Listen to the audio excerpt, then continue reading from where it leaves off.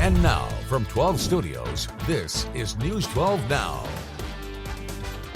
Welcome to News 12 Now for Thursday, June 20th. I'm Annette Campbell. A man wanted for 3 murders in Oklahoma has been arrested in Arkansas. 50-year-old Stacy Drake from Alabama allegedly killed 3 people in 2 separate carjackings in Sequoyah County, Oklahoma. One of the vehicles linked to Drake was later found at a motel in Arkansas. He was also wanted on unrelated charges for aggravated robbery, murder, and carjacking. Drake was arrested in Morrilton, about an hour northwest of Little Rock this morning. A 17-year-old has been arrested in connection to a mass shooting in Round Rock, Texas, that left 2 women dead. Ricky Thompson, III, is charged with aggravated assault with a deadly weapon. The shooting happened at a Juneteenth celebration in the city on Saturday. 14 others were injured, and police say more arrests are possible. And an update to the Bryan County robberies back in May. 17-year-old Colton Parker has been made an honorary Bryan County deputy after his family was attacked by Brandon Leslie. Before his arrest, Brandon Leslie tried to break into the Parkers' home, later driving a vehicle into the residence, trying to harm Colton and his family.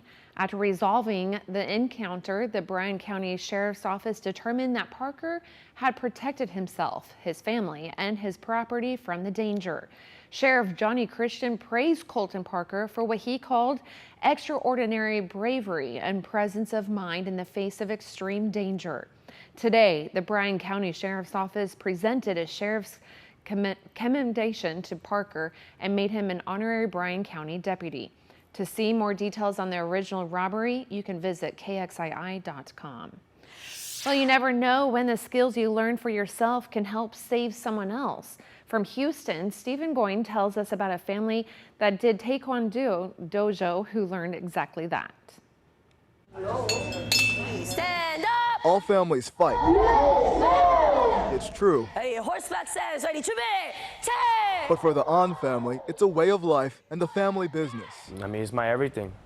I started when I was 4. Hey, hands up! Still, this family couldn't have imagined just how important their years of Taekwondo training would be until yesterday. Show me! When the Ans were coming back from a late lunch around 4 p.m., 20-year-old Simon says he heard screams at the Cricket Wireless store next door. And the second scream, we knew it was like a cry for help. When they opened the doors, 22-year-old Hannah says they saw something horrible. And I saw a man on top of a woman, and the woman's on the ground. Okay, 차려! After that, it only took a moment for their dad, Grandmaster Han An, to jump in. He grabbed the suspect and took him down. And he just kept him in the corner. He just kept pushing down. Automatic self-defense, automatic Taekwondo style. Simon and his brother, 18-year-old Christian, also stepped in to help, while Hannah and her mom Hong took the woman back to their dojo. Making sure that she's okay, because she needed that after that experience. According to Sheriff Ed Gonzalez, when deputies arrived, that suspect, identified as 19-year-old Alex Robinson, was still pinned to the floor. He was clawing his way out. He bit my dad. Tonight, back at the dojo, Grandmaster Han didn't seem too rattled by any of it. Yeah, of course, I'm very proud of my family. His family just grateful, they tell me, to have been in the right place at the right time. When it comes to being called heroes, I think everybody's calling us that, but still, I think anybody can do it.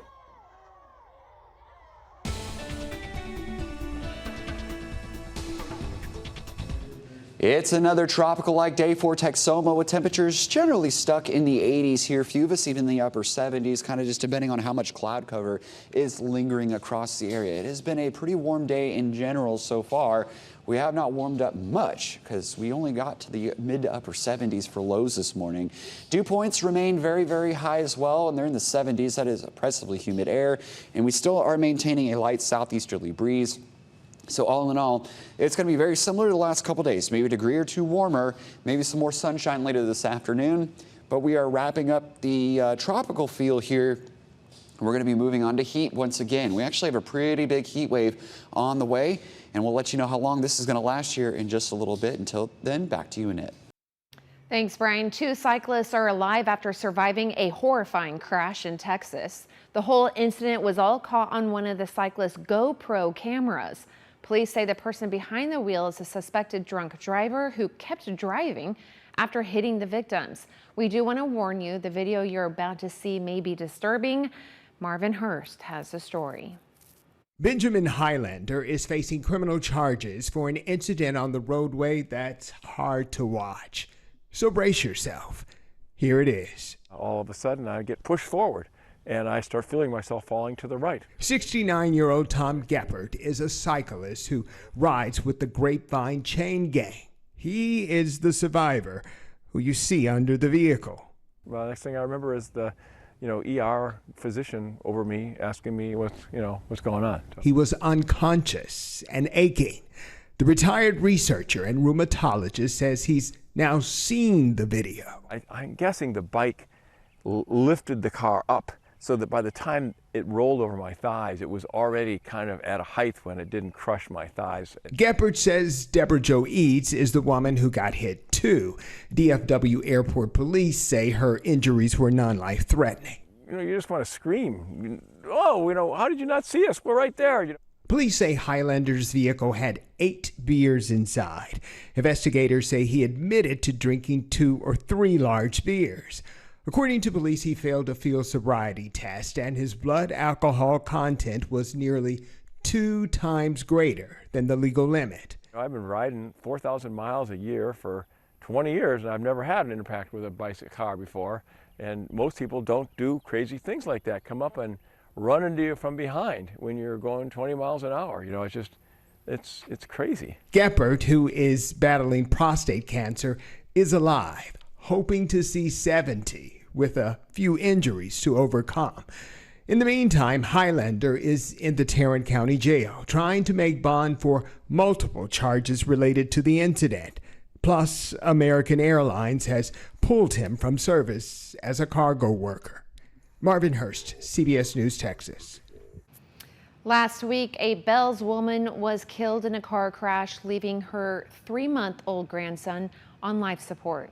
Bells residents say the need for a speed reduction on Highway 69 is a big part of the problem, so they've started a petition. We spoke with Bells residents and family friends of the late Angela Woodson about how the speed reduction could save lives. Nothing against the trucks, but when they're coming down at 55 fully loaded and there's an emergency happen, there's no chance that they can stop. And if we can avoid another tragedy, we need to. Residents want the current speed limit of 55 miles per hour dropped to 30. Bells Mayor Joe Smith has already signed the petition. Millions of dollars are heading to a highway project near you. News 12's Talia Munson has the story.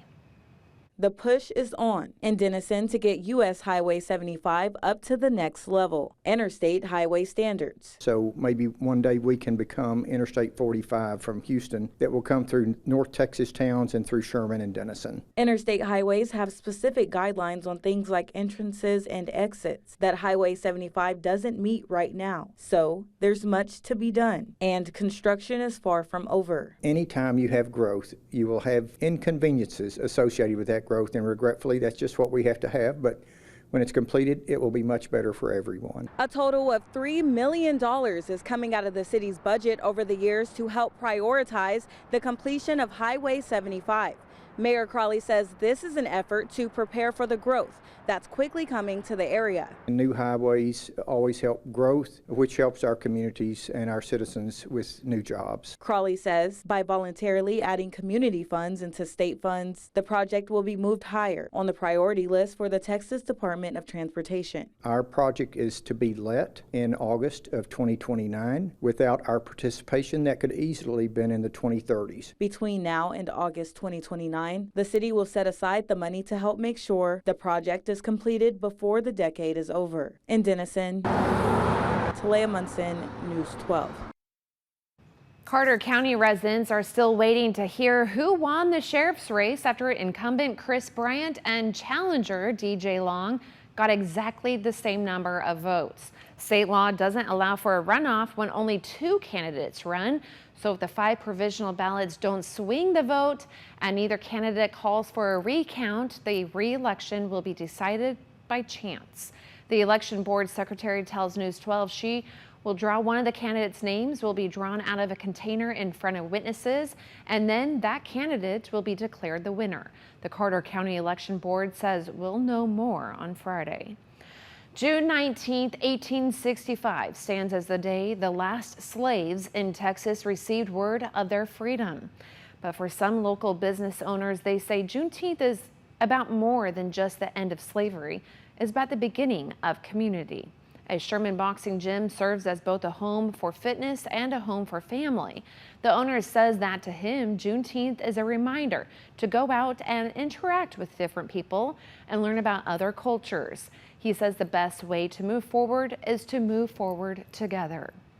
We all got to come together for an equal cause, you know. We all got to learn to work together. Let's build, you know, Grayson County is growing real tough.